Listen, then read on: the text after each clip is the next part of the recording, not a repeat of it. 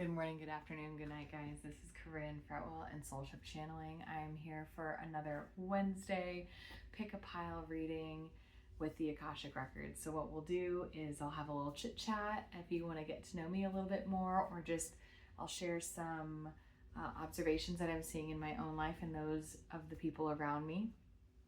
And then we'll jump into opening the Akashic Records of the collective, getting a channeled collective message, and then from there moving into individual readings where you can choose a pile, get centered, get a question or something that you're seeking information on your heart, and then you can choose either an emoji or there'll be descriptions. I think this week as well it kind of changes to choose your particular reading, and then there'll be a closing collective message at the end too. So be sure to tune into both. It's kind of like an Oreo sandwich, right? Where the beginning and the end is for the collective, but it holds the middle quite well. And yeah, the middle part changes based on what it is that you need to hear, what kind of different situations people are in. So tune into that. You'll be able to jump around and check out the description if you want additional notes on things that come up. And thank you for being here. So it's good to be back. I am back from a 3-week respite and retreat and exploration in the Pacific Northwest, and it was just such a lovely time.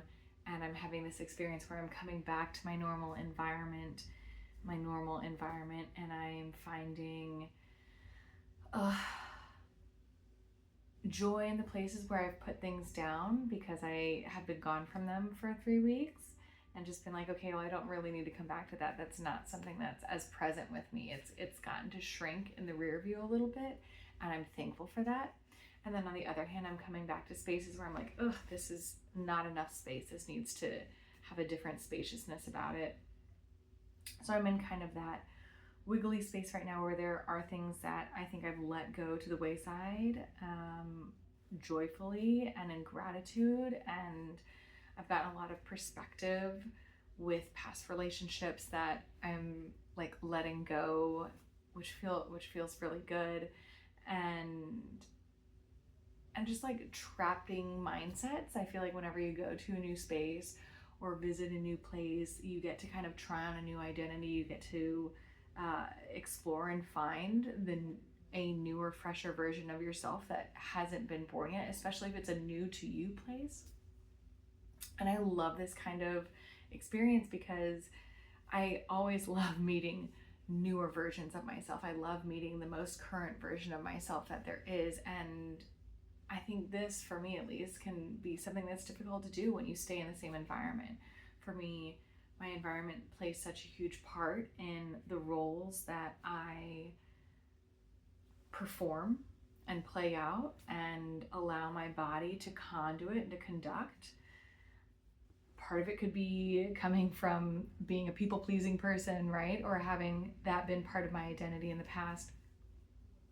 I think the other part is just the energetic connection and interaction we have with our environments and how we co-create with the people around us, and the collective energy around us has a lot, I don't know, can impact some more than others.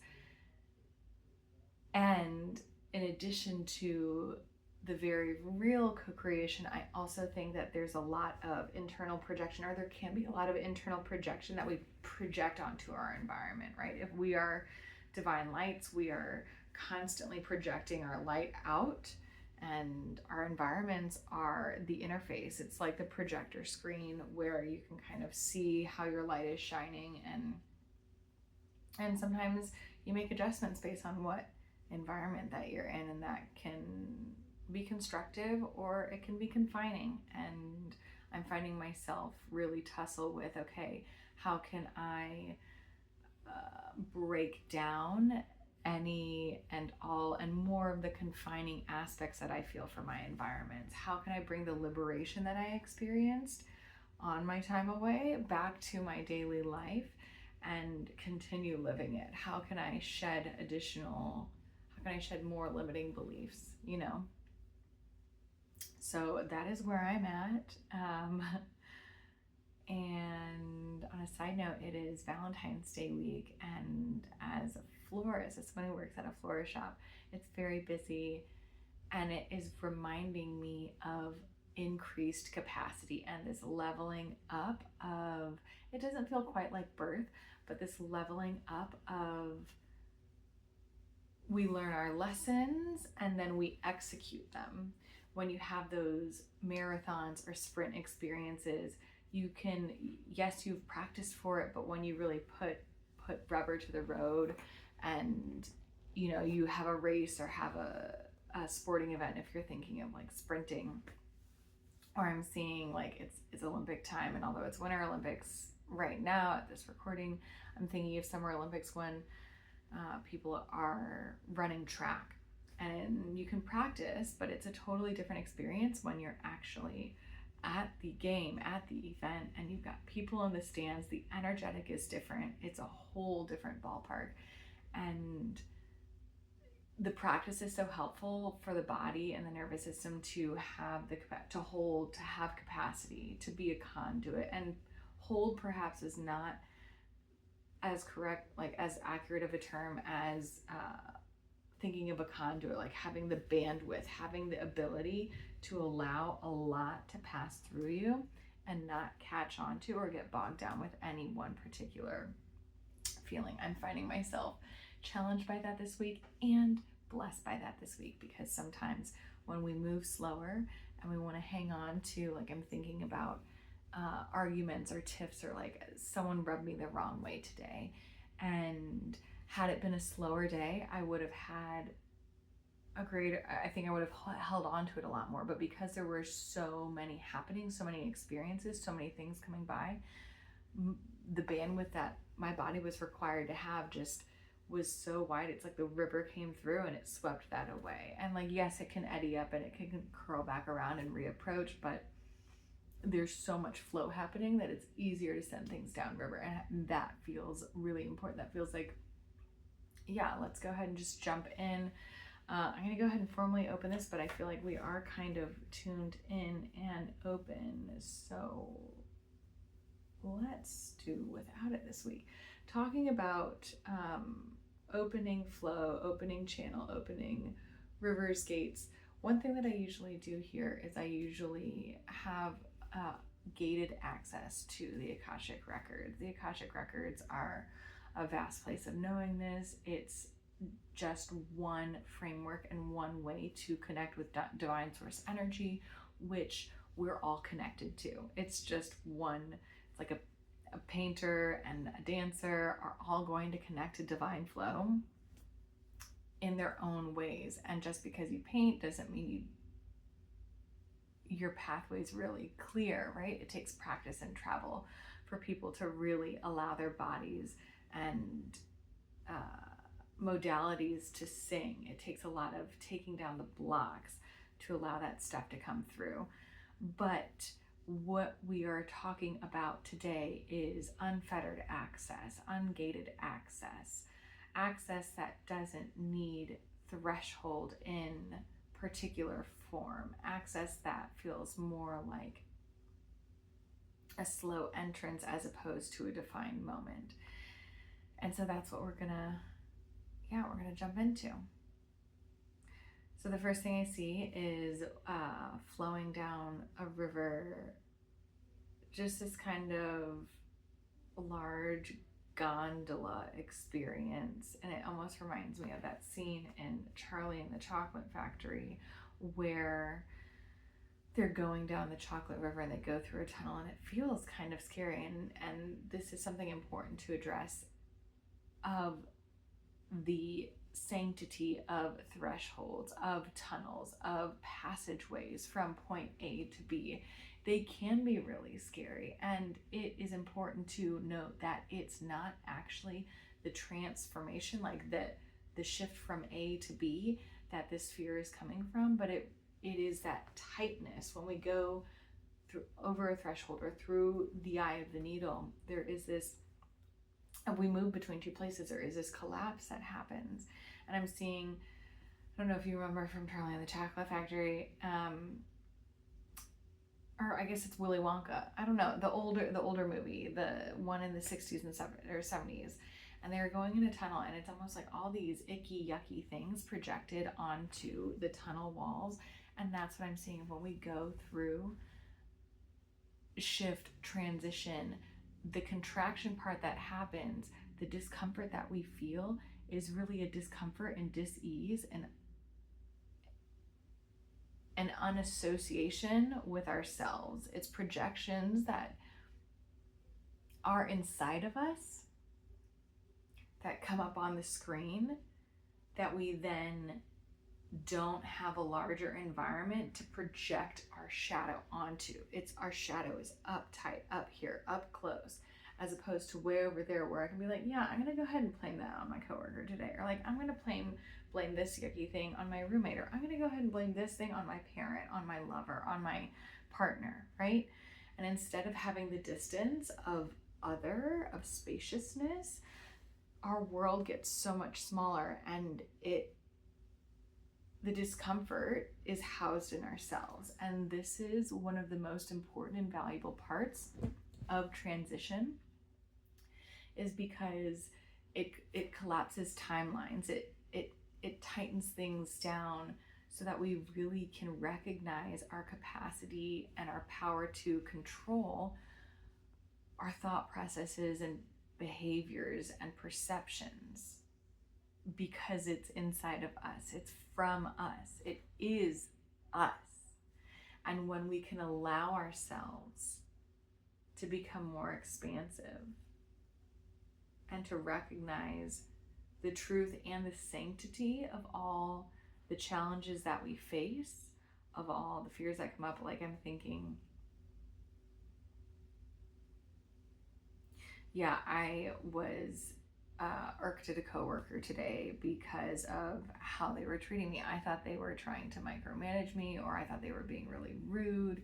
I mean, I thought both of these things. I thought she was kind of trying to control my actions and behaviors, and the way that she was speaking to me, I thought was condescending and rude. And I recognize that this discomfort, like I went through a tunnel experience where it's like, okay, I'm in a passageway right now, and those things are true of myself.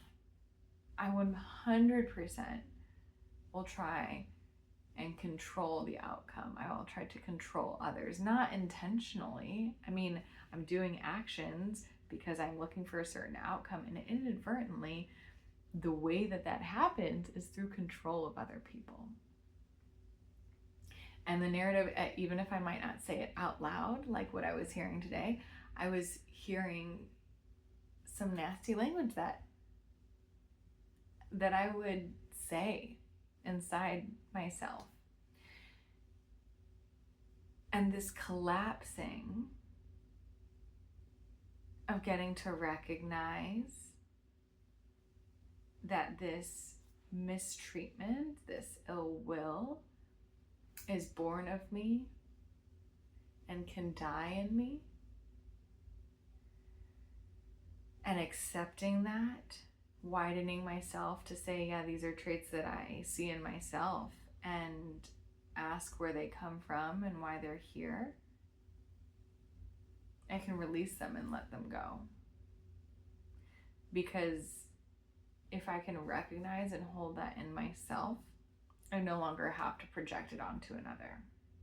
I project those things, and projection might be a little bit not quite right here.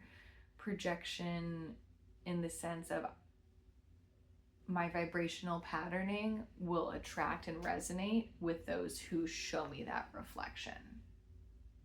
I'm going to say that again. My thoughts and belief systems create a vibration and pattern, create a frequency, create my body, energetic, physical, all of the above, becomes energized in a way that will find synergy and resonance and attraction and magnetism with someone who can match my vibe. And that matching is my body's way of showing me what I am unable or unwilling to see in myself yet. So when I see these things around me, and then I'm able to recognize, like, dang, that's my pattern. I see that. I hold her. I see who that is. That's when I can become larger and almost like envelop that identity. And then I have a few different choices, right? I can choose to continue that identity. I can choose to continue to feed into that frequency, that reverberation. Like, you know, when you are playing a wine glass and you hit the note and you can feel that you're starting to hit that reverberation, or like you'll see they'll show like bridges swinging, and then if you have people walking that walk with the swing, it can amplify it. It's the same way that we do with swing sets when we're pumping our legs and we're trying to match that frequency. We're trying to put energy in that makes that frequency larger. So rolling back, I have the choice when I recognize this pattern within myself. I have the choice to lean into it and be like, yeah, this is my identity. I'm gonna roll with this. I'm gonna like hardcore perpetuate this experience. I will probably amplify that. It will get bigger and bigger, and I will be met with mirrors outside of me who escalate and become larger and larger. How do we say, reflectors, mirrors of that frequency, of that behavior, of that pattern. Because nature loves us so well that it wants us to recognize ourselves. Our environment just wants us to recognize ourselves. So that's one choice. I have another choice to be like, do I like this? Does this make my bones feel right? Does this tickle my ears in the right way? Am I pleased? Yes, I'm finding my rhythm, but am I pleased? And for some things, yes. For some things, it's like, oh yeah, I like to be treated well. I want to feed into that. But for the ways of like, I feel like I'm being treated poorly. Does that? It doesn't. It doesn't please me. And this is where tricky foundational patterning can get kind of wonky.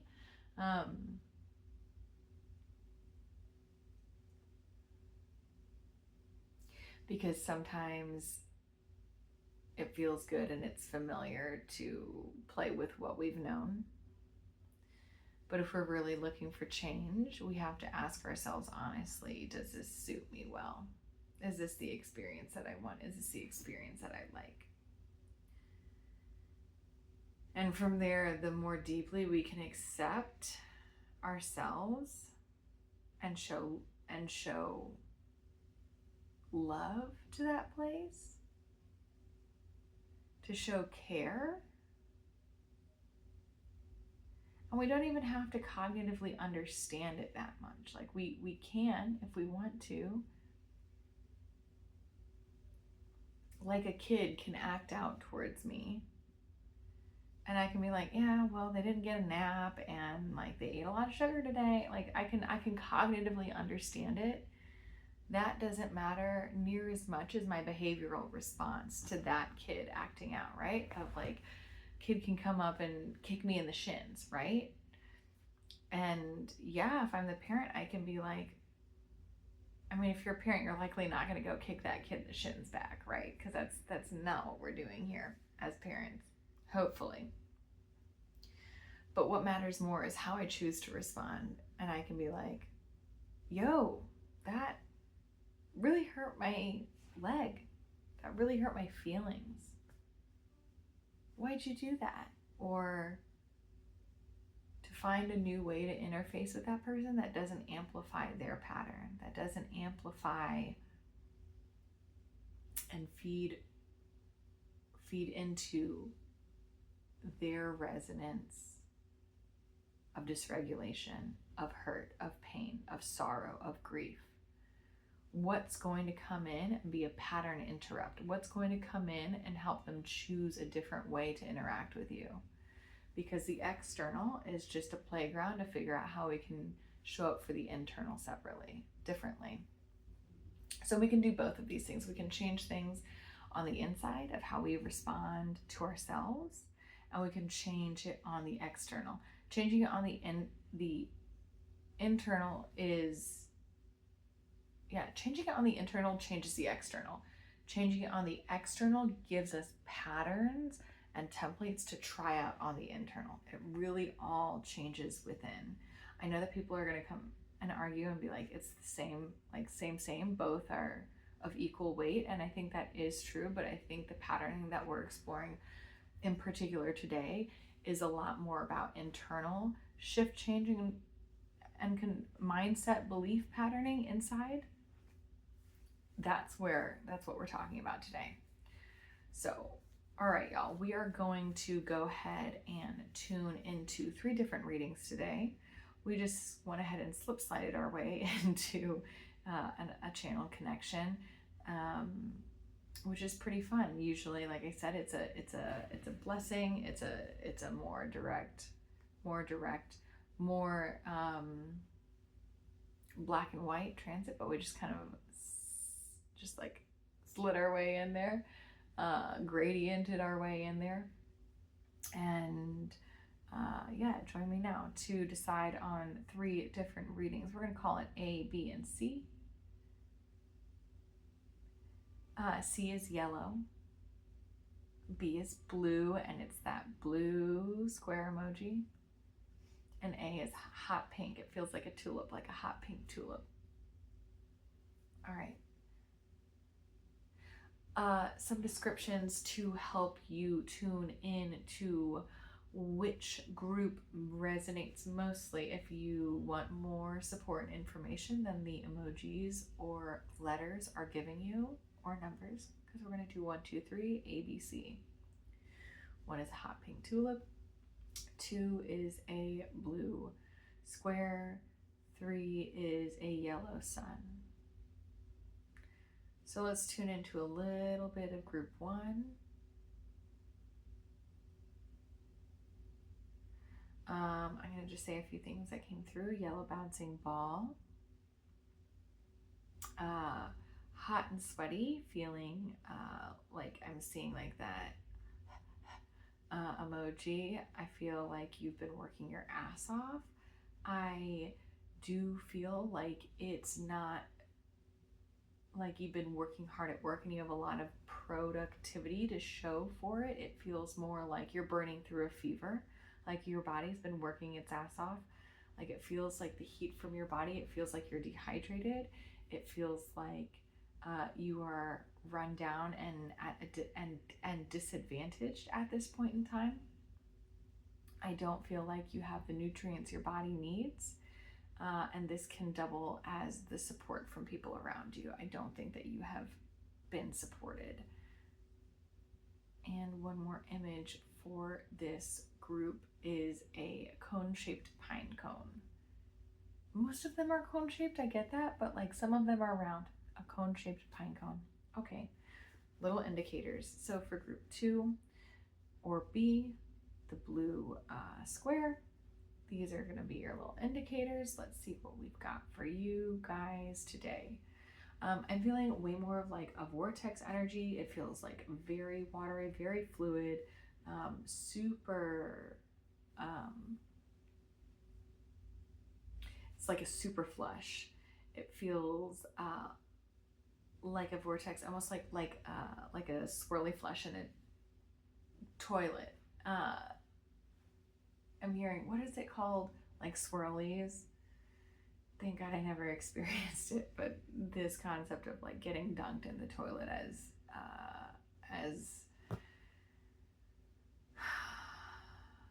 how would you call that? Like within a bullying context.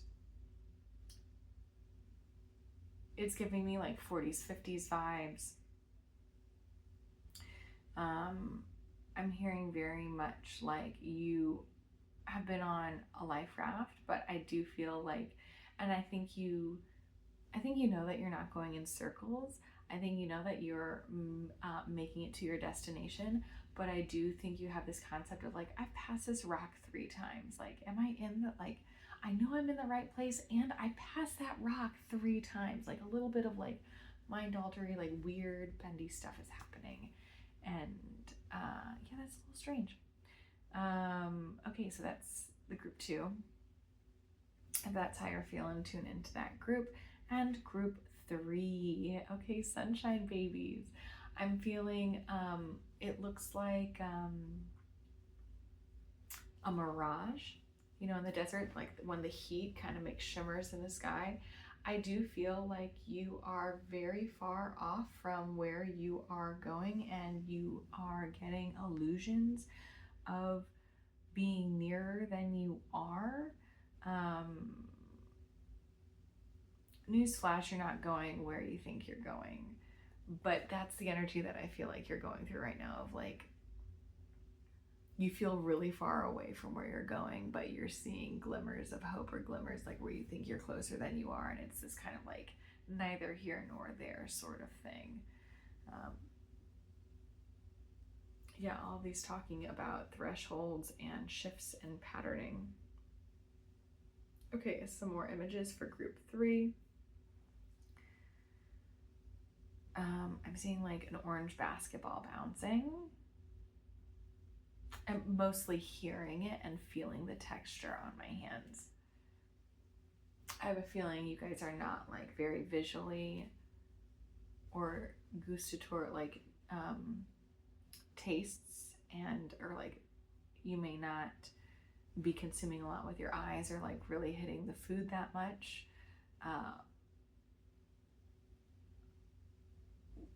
Out of the norm for you, but I feel like your sense of hearing and your sense of touch are like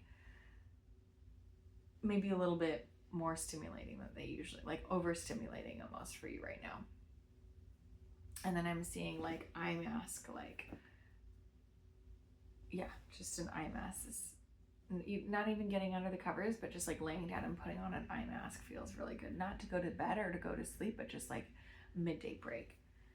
Okay guys, that's group 1, 2, and 3. Tune in as you would please, and use the shortcuts below to navigate where you need to go, and I will see you in there, okay? Group 1. Hi, group 1. All right, my lovies, so you guys were the pink tulip, and I'm feeling very much like you've bloomed ahead of springtime. I do feel like, yeah, I do feel like it does not matter the environment that you are in. It doesn't matter that there's still frost on the ground. It does not matter the environment that you in. You are fully out. You are fully the way that you are. You are in your blossoming era, right? And it's like, so tulips start like this, like tulip shape, and then they open really wide. I don't feel like you're this open, really wide space right now, but I do feel like you are like not a bud, right? Your petals are kind of open to the sky, and it's very important here that you are practicing this in your real life of being open to input from the sky and from the heavens, but not being open to input from friends, family, and relatives at this point in time. Strangers on the street may appreciate you more than those around you. It's because they're listening to you more fully than the people who are working off of echoes and reverberations of who you are and who you've been in the past number of years. People who meet you for the first time may have a better time getting to know the real you than the people who have known you for your entire life. I have a feeling that you have a couple of, what is it called? Projects on the table right now. I think that there are a number of things that you want to invest your time and energy into. I don't think it's time for you to choose those quite yet, and I also would remind you to invest in your roots, because like a tulip, a tulip's root is a bulb. It is a place that when the tulip goes to die or get cut back or hibernate seasonally, it disappears from the top, right? Like there are no leaves, no grass, nothing above ground that a tulip keeps. It looks as though it's gone forever. And really, the top part has died out, but all the nutrients have been sucked back and are stored in this bulb underground. I feel like you are around a bunch of, I don't want to say perennials. I always get, I feel like you're around a bunch of people who kind of stay awake all year long, and while they may go dormant, I don't think that they disappear from the scene entirely like it is your design to do. It is your design to completely uninvest from the waking upside, like the upside part of the world, because you need time to go within and be underground and just be in who you are. So before you start trying to do all these projects and these tasks on the table, I would ask you if you have stored your winter reserves thoroughly enough. It feels like time for you to fold into yourself, invest into yourself. I mean, whatever that looks like, it doesn't need to be staying home and just being in your own vibe and environment.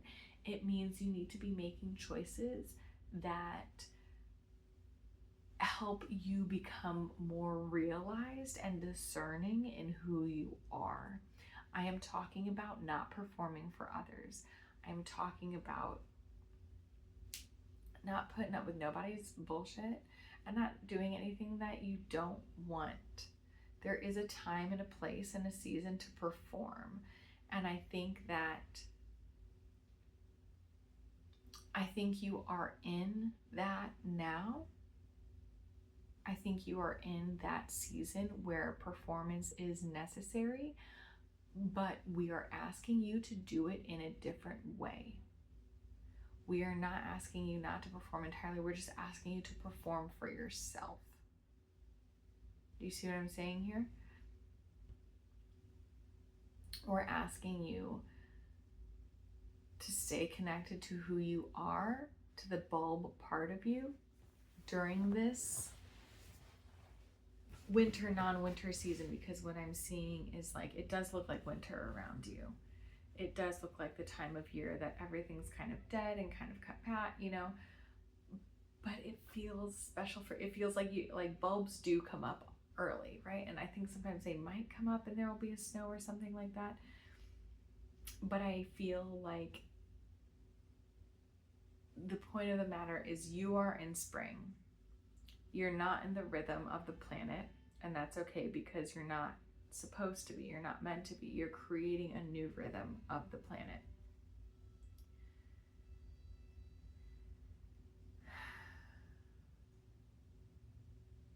It's just not time to open to everyone yet. It is time to be seen and to be known for who you are. Okay, my loves. I think this is all for you guys this week. Let me know how you are feeling with that.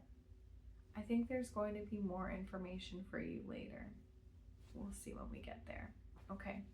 Thank you, Group 1, for this first foray into your energetic experience. Group 2. All right, blue square, my vortex babies. Okay, I'm feeling lots of satiation. I feel like a lot of nourishment. I feel like it's almost like you can feel the water in every area of your body. Like if you could feel the water in all of your cells, if you could feel what it does. And it's important to note that water just kind of fills up and animates what's already there. I'm feeling like you need a reminder that your integrity and your fullness and the capacity of who you are, your personality is pre-designed, and water is a mere animation. of that design that exists. Water is what allows you to express and dance out and give who you are to the world around you.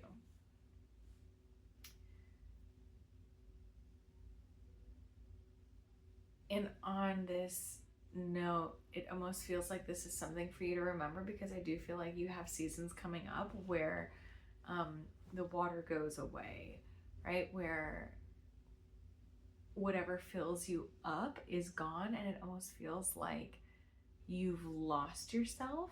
But I would love to remind you that you have just sorry, I've got some music happening right now. I think you guys probably will be able to hear it. Some practice. And this feels important too, because this loss of water, of animation, is just a practice in remembering yourself, remembering that you are there. It's almost like this water droplet came out of a skin, or like a snake skin or something, and like when it goes in, it like fills it all up, and it's like animated, and it can dance and it can move, right? And then when the water comes out, it's just like limp and flat and not there. But it's really important for you to know that what makes you who you are exists with you, no matter what.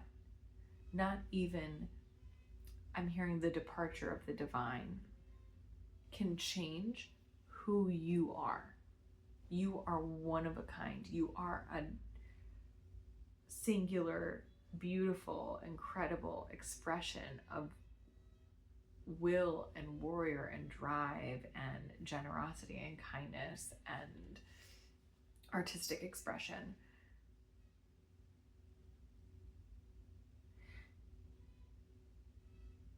The next thing I feel for you is the importance of kind of sending out a bubble of juice protection around you before you undergo this like wintering season, or this like loss of water season.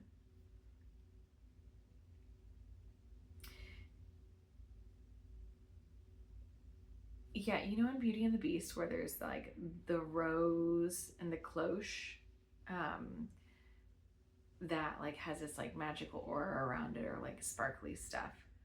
And it's almost like even after the last petal drops, that protection of the glass like covering keeps any remaining wispies there. And I want this for you when you know you're going through seasons of dullness, imperfection, seasons where you are not with your people, where you're not living your lifeblood, where you know like you're going through a drought. Because I do think that you have like 3 that are coming up that you know about, that you already know about. And the practice here is your preparation for these times, because I feel like previously, I don't think you stood up for yourself. I don't think there was a lot of self-protection that happened. I don't think that there was modeling of protection around you. And I'm seeing like an igloo, right? Of like when you know winter's coming, we make structures for ourselves that kind of let our own heat fill up a space and protect us from the elements around us. This is not our responsibility when we're babies, but when we are adults, it is. Even if you didn't get this kind of treatment behavior templating as an infant, as a child, it's something that's easy to learn, and that's something you can absolutely do as an adult. So I'm wanting you to kind of prepare and set space out for you to remember who you are, and remember that no part of you is lost when you go through dry spells. I hear dry spells and rainy seasons because they both kind of mean the same thing, right? Glum, blue, lackluster times, right? This can be melancholia, this can be sadness, this can be depression, obviously not a health professional. Maybe not obviously. I'm not a health professional. Don't take medical advice from me, right? But you know the patternings that exist in you, and you know that your essence never leaves you. Okay, group 2. Thank you for being here. I do think we're going to take a second dip later in this video, so stick around and navigate below to get to where you need to go. Okay. Group 3. Okay, I'm seeing like, what is it? Is it kite surfing or parachute surfing, or like that parachute wakeboarding, sailing? I don't know. I see you capturing the wind in like one of those beautiful, almost hammock-like wind parachutes. I feel like you are really capitalizing on the seasons right now. I feel like there have been, I do feel like it has been a little bit shaky. I feel like there have been a few gusts of wind that have really like put wind in your sails. And I feel like you are still in anticipation of the sustaining fullness to come, the wind that lasts to come. And I'm here to tell you that wind, no matter where you are, is still ephemeral in nature. It still doesn't stick around all of the time, even in the places that are really windy, even in the places where wind is known to occur over and over and over again, where you can count on it almost daily. It still has fluctuations. And I'm really feeling the need to mess with my hair. I think this is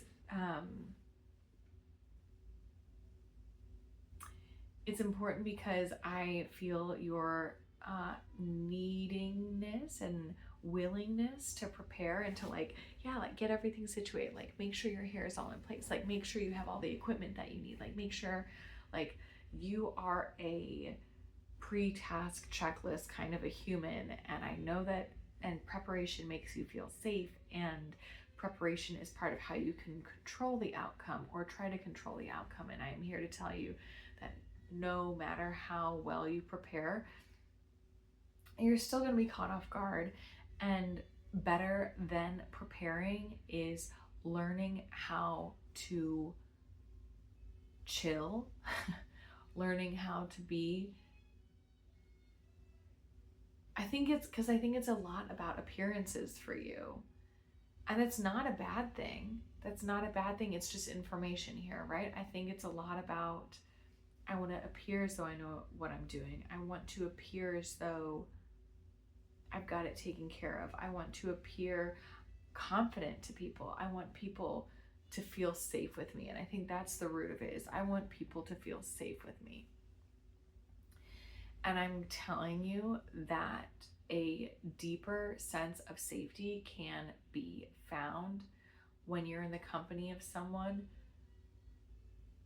who has adaptability and who has resilience and who has a full faith, trust in themselves and in you,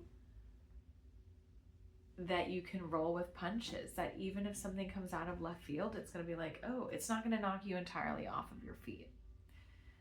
This feels to me like, going back to that parachute thing, like having the vents kind of open. Because if you have a parachute and like a huge gust of wind comes through and there are no vents, it can rip and it can make holes. You can either get vents made, and these vents can sometimes get so large that it's just like a huge tear and then you can't fly. And I don't think that that's what you want. I think you want to be able to capture any wind that comes your way. But it's more important than capturing every little wispy of wind. It's more valuable and important to sustainably and safely catch the gusts of wind and maybe let a few wispies leak out through the vents than it is to have an airtight seal that then could bring you tumbling down at the first big gust. Okay, group 3. there's going to be a second little dip. We're doing a second round. I don't know why, just follow instructions. So if you'd like to stick with, go ahead and jump to the next read. And if not, I'll see you next time. I'll see you next week if you've gotten what you need. Okay, y'all. Group 1, we're going to do a deeper circle of what's going on for you in case you want more information. Some people just need like a little bit of a touch up and like to kind of get some confirmation on where they're at or what's going on. Other people need a deeper transformational experience, and that's what we're here to do in this part. So we went over what's happening, what's going on, like your immediate circumstance in the first part, and now let's talk about the deeper undercurrents that are at play for you. What I'm feeling here is a deep, intense loneliness.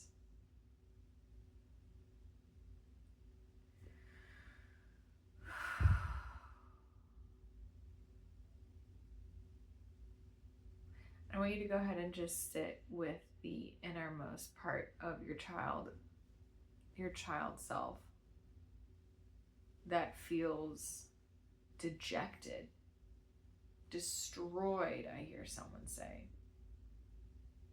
Utterly unabashed. That usually means not shy. This kind of loneliness that is not one that you can hide. One that consumes you. And I would like to see you put an age to that childhood self. Right? What is he or she? What do they look like? What clothes are they wearing? What clothes do they... Is it about the clothes they're wearing? No. But it would be different if they wore different clothes. Now I want you to change the outfit on your inner child. And feel what it feels to be in that different outfit. I feel this outfit changes who you are. It changes your belonging. It changes your pace and rhythm with others, with the environment, with yourself. It changes the way you see who you are. And I want you to feel into that feeling. What does that feeling feel like? Where in your body do you feel it? Like I'm feeling like in my face right now, in my head, in my crown, in my hair, or my forehead, especially. What's the vision that you see for yourself as this different inner person, as this different inner child, dressed in this new way? What's the vision for your future? What does it feel like to be who you are? How does your body feel? How do your muscles move? It doesn't feel just like, how would you say confidence exists in your body? What's the right word for you? Perhaps not confidence, but willingness to participate, willingness to learn, willingness to be there, willingness to be present with not just with yourself, but with the whole world around you. Because I feel like now you want to participate and be involved.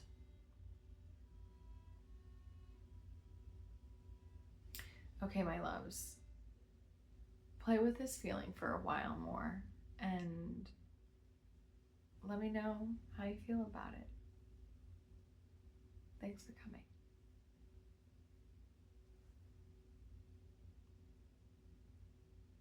All right, loves. Group 2. Hi, Group 2. All right, so we're coming back for a deeper iteration. You might have gotten the confirmation, the reflection that you need in the first part. And the second part is getting to the seed, the root, the foundational aspect and piece that has put you where you are.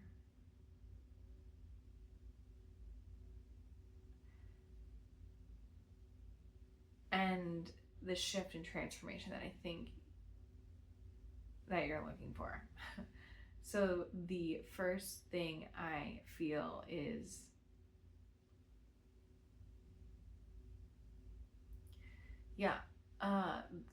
the bravery and the looking outedness, the perception of others, the brave heart, the big-chested self.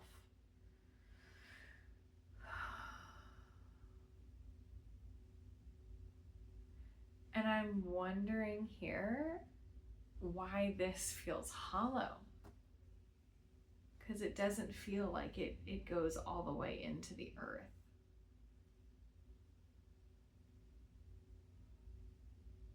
I feel like a willingness and a wantingness to learn. But you're not hearing me. I don't hear you listening. I don't hear you listening. And so what I am asking you for now is the presence of your deer ears. I don't know if I ever made you do this in school, but you'd put your deer ears on, and it's like, deer have ears that face different directions and it helps them hear. And if you put your deer ears on, I want you to literally do it. Next time you're having a conversation with someone that you care about, and I don't care if it's going great or not, because I think you think it's going great, but I think it might not. I think they might not think that it's going great. And I'm not here to say who's right or wrong. And there's not a right or wrong person. There's equanimity among us. What I'm asking here is for you to put your deer ears on. Maybe not literally, even though I think that would be so fun to do. But I want you to put your deer ears on. And what deer can hear music now. What deer can hear, if you haven't been hearing it all along. But what deer can hear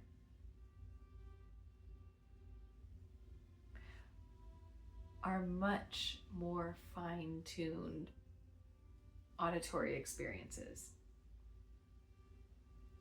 I want you to hear and listen for the emotion in people's voices. I want you, I'm not asking you to extrapolate or make up or try and perceive the intentions behind someone's words, voices. I'm asking you to listen to their voice and to hear the words.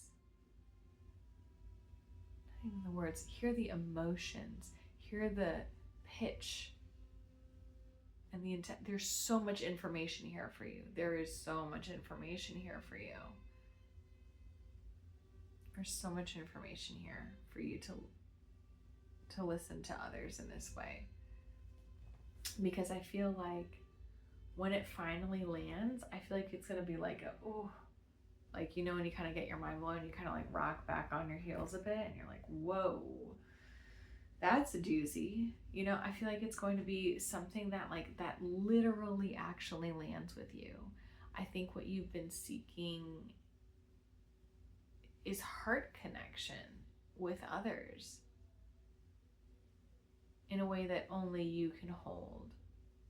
It's one thing to try and template the relationships that other people have with each other, and it's another thing entirely to just let your own kind of connection land. Let your own unique listening allow a connection to land. Because the way that you hear people and this person, and I feel like this, and this person specifically, because I feel like it is a particular being, creature, environmental factor that's been stumping you or puzzling you, or you haven't been quite hitting the right stride with.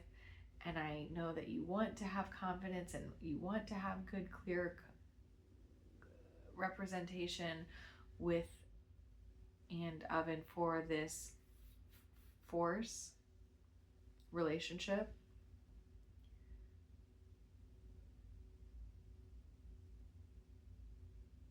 and you'll be able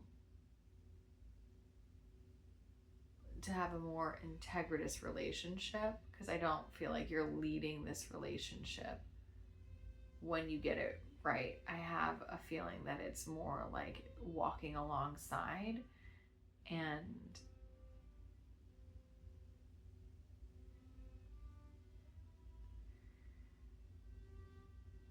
being together, you know? All right.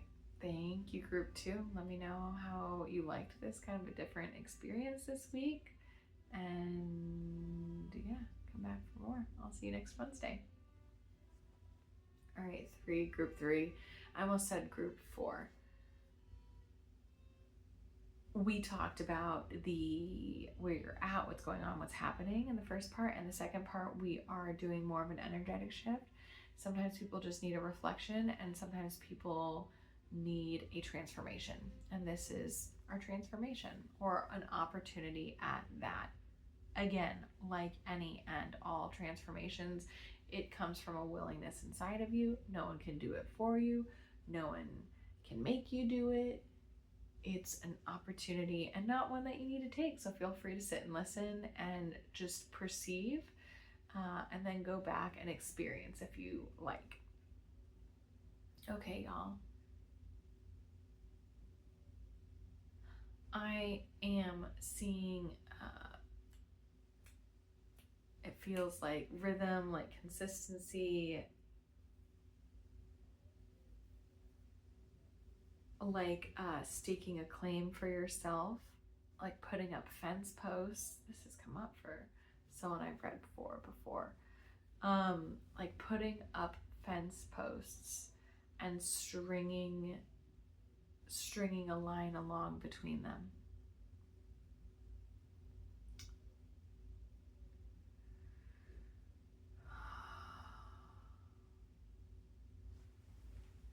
Okay, y'all, I had to pause for a moment, but you're stringing a line along this fence post, and I'm realizing it's not supposed to be going in just one direction. I think that you have a lot of expressions of self. I think that you have been overcommitting to one. What I'd like you to do is to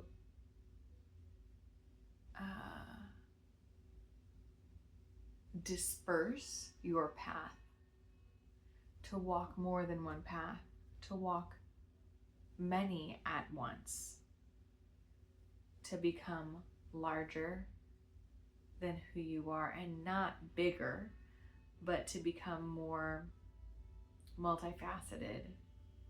I'm hearing multiplicitous, not to be confused with duplicitous, which means sneaky or conniving. But multiplicitous, I'm going to need to look up, but you can probably find the definition below. I'm going to put it in there. Multiplicitous, it feels like many pathways, many origins, many destinations, but all being of one. Or at least that's the point. That might not be the definition of multiplicitous. We're gonna do that separate. But the call is to be many expressions of one. Be one being, have many expressions. I think you've just been pigeonholing yourself, and I'd like for you to just imagine now, if you're building fences, if you're putting up signposts of like, this is who I am, and then you take a line and you go to the next one, like putting up telephone poles of communications to different parts of who you are. What parts, what identities would you like to phone in? You know, it's like if you're gonna phone a friend, right? What versions of yourself do you want to telephone in? Who do you want to conference in your life right now, right? The you that does this experience, that like, you know, lives in the Southwest on a cattle ranch, you know, and has been for many years, and just sees the sun rises and the sun sets every day and eats a simple meal, but has radical fulfillment in their life. Do you want to phone them in? I hear, yeah. Do you want to phone in someone on, like, I feel like a really high floor of a building in Manhattan, also seeing many things. I think the theme here is vision and multifaceted vision and incorporating many vision into, not even into one point, but just conferencing all those visions in, allowing them all to inhabit the space, because I have a feeling that where you're going looks a lot different and very much the same. Looks a lot different from where you are right now and looks very much the same as all of those different lives. I think if you pull all of those different versions of yourself in, not only are you going to see a theme and a pattern, but you're going to see literal scenes from the life that you want to have and the way you want to become. Okay, group 3, thank you so much.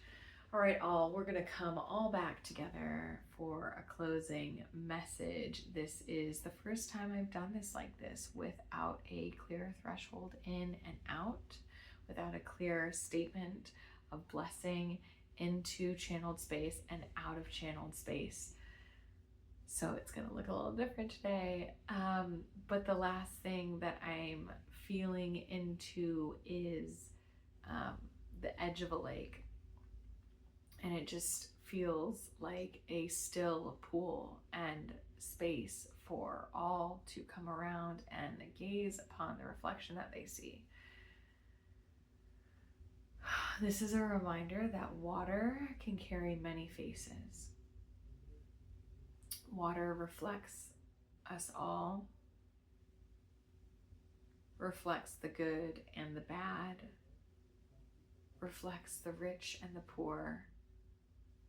And when we come to the table, when we come to the pool, when we come to the space, when we come to the table all together, not only can we see our reflections in the stillness of the pool that we collectively gaze into, but we can also see versions of ourselves in each other.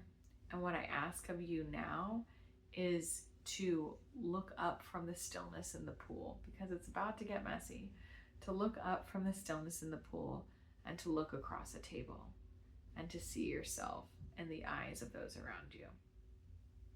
Thank you guys, appreciate it, and I'll see you next week.